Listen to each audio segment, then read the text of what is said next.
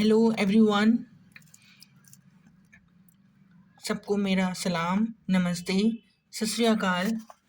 तो ये आज दूसरी वीडियो है उसकी आगे की।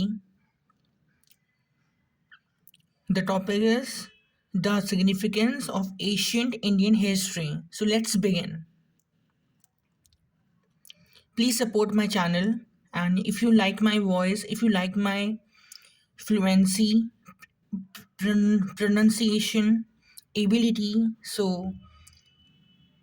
please thumbs up, give a big hug to my channel to support me. Please, I want support.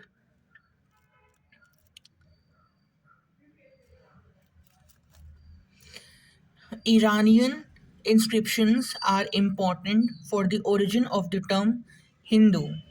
The term Hindu occurs in the inscriptions of 5th 6th centuries BC. It is derived from the Sanskrit term Sindhu. Linguistically becomes in Iranian. The Iranian inscriptions first mention Hindu as a district on the Indus. Therefore, in the earliest stage, the term Hindu means a territorial unit. It neither indicates a religion nor a community. Our ancient post Our ancient poets, philosophers, and writers viewed the country as an integral unit. They spoke of the land stretching from the Himalayas to the sea as the proper domain of a single, universal monarch. The kings who tried to establish their authority from the Himalayas to Cape Comorin and from the valley of the Brahmaputra in the east to the land beyond the Indus in the west were universally praised. They were called Chakravartis. This form of political unity was attained at least twice in ancient times. In the 3rd century BC, Ashoka extended his empire over the whole of India, barring the extreme south. His inscriptions are scattered across a major part of the Indo-Pakistan subcontinent and even in Afghanistan. Again in the 4th century AD, Samudragupta carried his victorious arms from the Ganga to the borders of the Tamil land. In the 7th century, the Chalukya king Pulkesin, it's not Pulkesin, remember that, H is silent. Pulkesin defeated Harshvardhan, who was called the Lord of the whole of North India. Despite the lack of political unity, political formations all over India assumed more or less a single form. The idea that India constituted one single geographical unit persisted in the minds of the conquerors and cultural leaders. The unity of India was also recognized by foreigners. They first came into contact with the people living on the Sindhu or the Indus, and so they named the entire country after this river. The word Hind or Hindu is derived from the Sanskrit term Sindhu, and on the same basis, the country became known as India, which is very close to the Greek term for it. India came to be called Hind in the Persian and Arabic languages.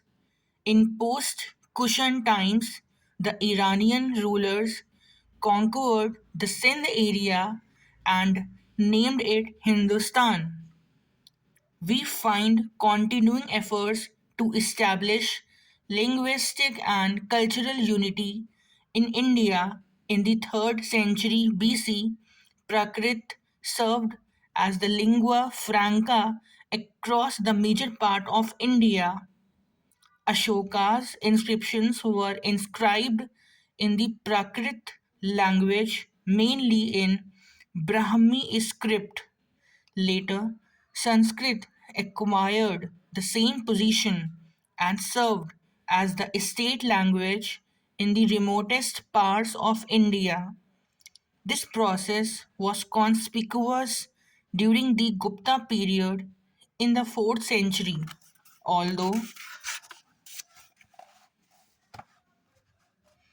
India witnessed the rise of numerous small states during the post Gupta period.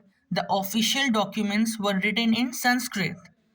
Another notable fact is that the Asian epics, the Ramayana and the Mahabharata, were studied with the same zeal and devotion in the land of the Tamils as in the intellectual circles of Banaras and Takshila.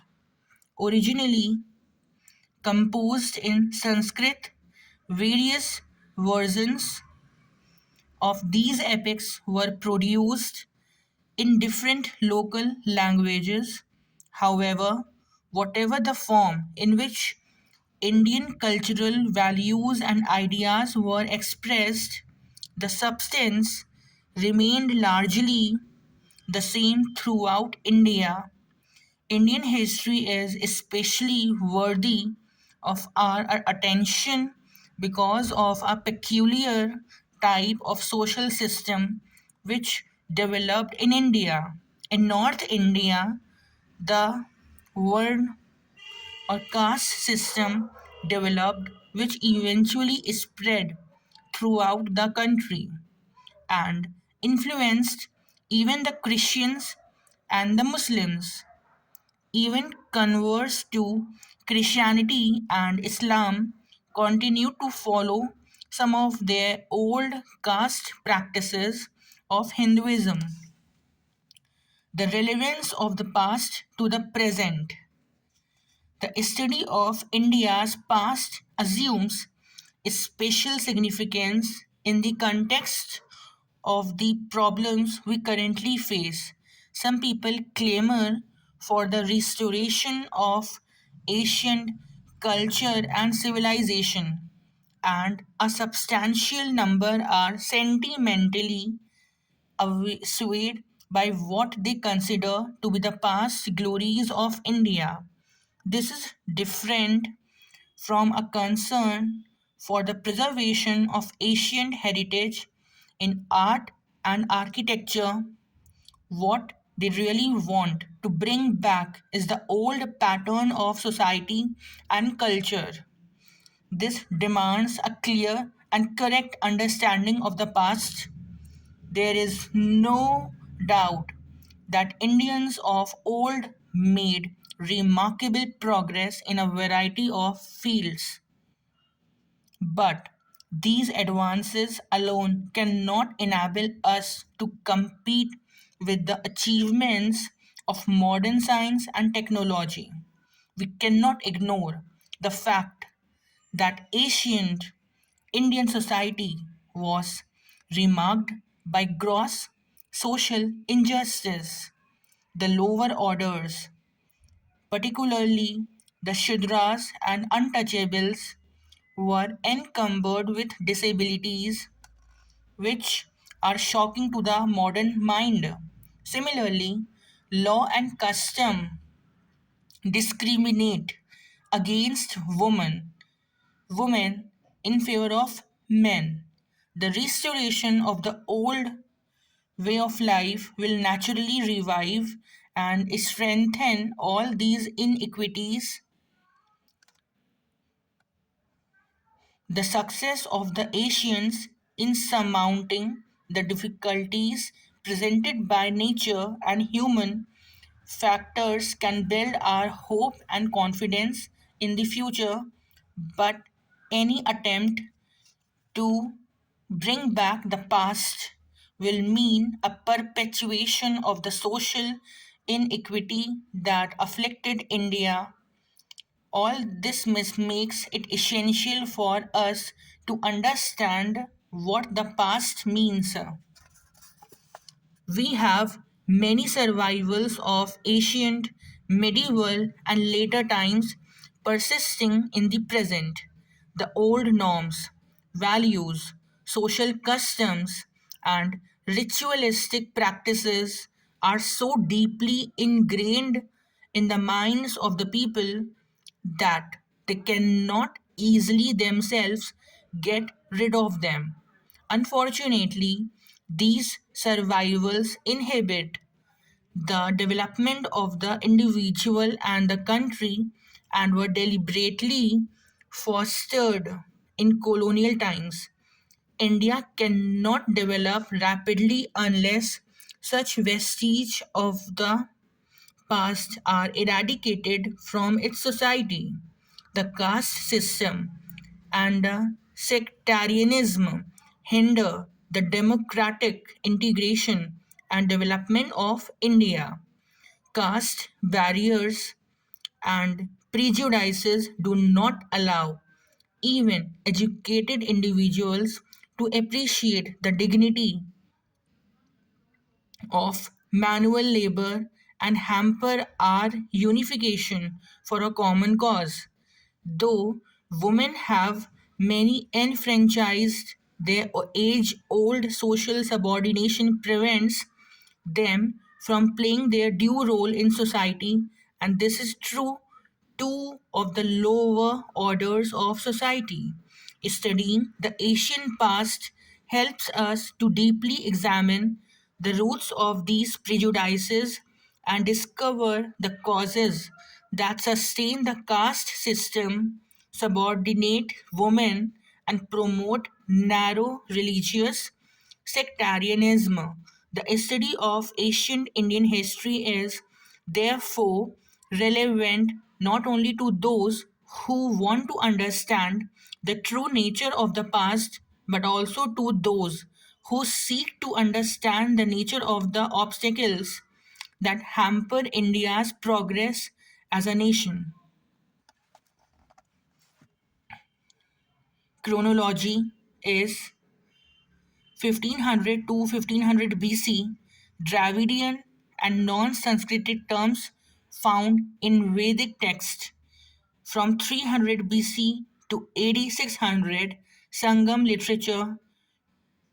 From 3 C BC, Prakrit as the lingua franca, and lastly but not least, from AD 4 C onwards, Sanskrit as the state language. This is this is for today. Hope you hope you all are enjoying my voice, my listening. So keep doing support to my channel, Dark Stories, and do like, subscribe, share, and all God blessed. That's all. Bye bye. Keep safe.